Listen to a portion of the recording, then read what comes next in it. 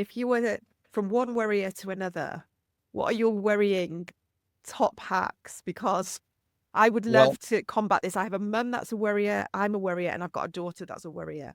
And okay. we're Well, all ADHD. number one is never worry alone. So if there's a person you can worry with, that's the best.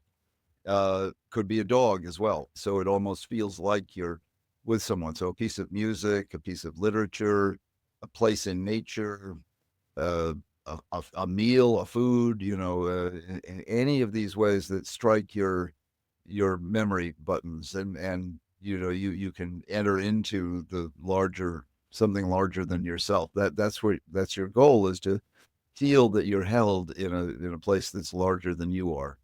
And it really is true.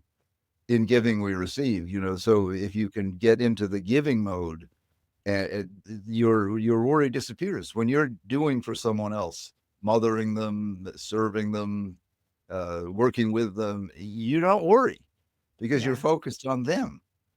So if you can get your focus off yourself onto your children, your friend, your job, your whatever, and put your that mental energy into problem solving, or what have you.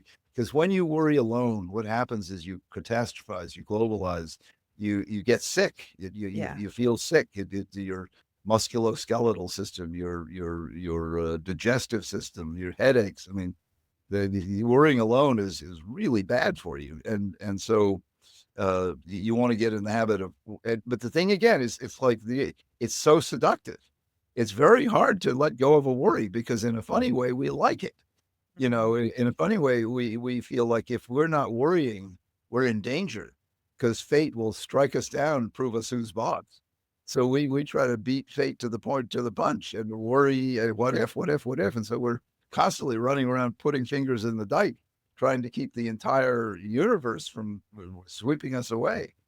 And we live in these very apocalyptic places. We are not minor cuts and bruises. We're eradication of the human race.